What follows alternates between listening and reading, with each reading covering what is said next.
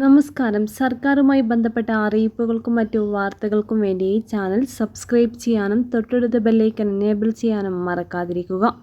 പശ്ചിമേഷ്യ രാജ്യങ്ങളിൽ നിലനിൽക്കുന്ന കനത്ത സംഘർഷങ്ങളുടെ പശ്ചാത്തലത്തിൽ രാജ്യത്ത് പെട്രോൾ ഡീസൽ നിരക്കുകൾ പൊതുമേഖലാ എണ്ണ കമ്പനികൾ വീണ്ടും വർദ്ധിപ്പിച്ചു. പുതിയ നിരക്കുകൾ പ്രകാരം കേരളത്തിൽ പെട്രോളിന് ലിറ്ററിന് 86 പൈസയും ഡീസലിന് 83 പൈസയുമാണ് വർദ്ധിപ്പിച്ചത്. ഒരാഴ്ചക്കുള്ളിൽ ഇത് രണ്ടാം തവണയാണ് രാജ്യത്ത് ഇന്ധനവില വർദ്ധിപ്പിക്കുന്നത് എന്നത് സാധാരണക്കാരായ വാഹന ഉടമകൾക്ക് കനത്ത തിരിച്ചടിയായി മാറിയിരിക്കുകയാണ്. വില വർധനവ് പ്രാബല്യത്തിൽ വന്നതോടെ കൊച്ചിയിൽ 1 ലിറ്റർ പെട്രോളിന്റെ വില 109.60 രൂപയും ഡീസൽ വില 98.45 രൂപയായും ഉയർന്നു. കോഴിക്കോട് ജില്ലയിൽ പെട്രോൾ വില ലിറ്ററിന് 110.04 രൂപയും ഡീസൽ വില 98.94 രൂപയുമായി മാറിയിട്ടുണ്ട്. തലസ്ഥാന നഗരമായ ഡൽഹിയിൽ 1 ലിറ്റർ പെട്രോളിന്റെ വില 98.64 രൂപയായും ഡീസൽ വില 91.58 രൂപയായും വർദ്ധിപ്പിച്ചതായി എണ്ണ കമ്പനികൾ റിപ്പോർട്ട് വ്യക്തമാക്കുന്നു. പ്രാദേശികമായ മൂല്യവർദ്ധിത നികുതികളിലെ വ്യത്യാസങ്ങൾ കാരണം വിവിധ സംസ്ഥാനങ്ങളിൽ നിരക്കുകളിൽ നേരിയ മാറ്റങ്ങൾ ദൃശ്യമാണ്.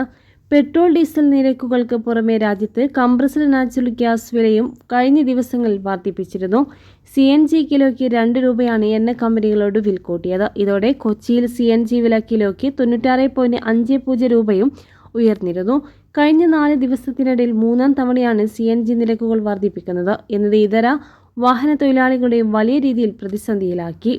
പശ്ചിമേഷ്യൻ മേഖലയിലെ തന്ത്രപ്രധാനമായ കപ്പൽ പാതയിലെ തടസ്സങ്ങളും ആഗോള വിപണിയിലെ ക്രൂഡ് ഓയിൽ വിലയിലുണ്ടായ പെട്ടെന്നുള്ള കുതിച്ചുചാട്ടവുമാണ് ആഭ്യന്തര വിപണിയിൽ ഇത്തരമൊരു വിലക്കയറ്റത്തിന് കാരണമായത് പൊതുമേഖലാ എണ്ണ കമ്പനികൾ ചൂണ്ടിക്കാണിക്കുന്നത്. അന്താരാഷ്ട്ര വിപണിയിലെ പ്രതിസന്ധികൾക്ക് മുമ്പ് മെയ് 15-ന് രാജ്യത്ത് പെട്രോളിനും ഡീസലിനും ലിറ്ററിന് 3 രൂപ വീതം വലിയ തോതിൽ വർദ്ധിപ്പിച്ചിരുന്നു. ദീർഘനാളത്തെ ഇടവേളയ്ക്ക് ശേഷമായിരുന്നു എണ്ണ കമ്പനികൾ അന്ന് വില പുതുക്കി നിശ്ചയിച്ചത്.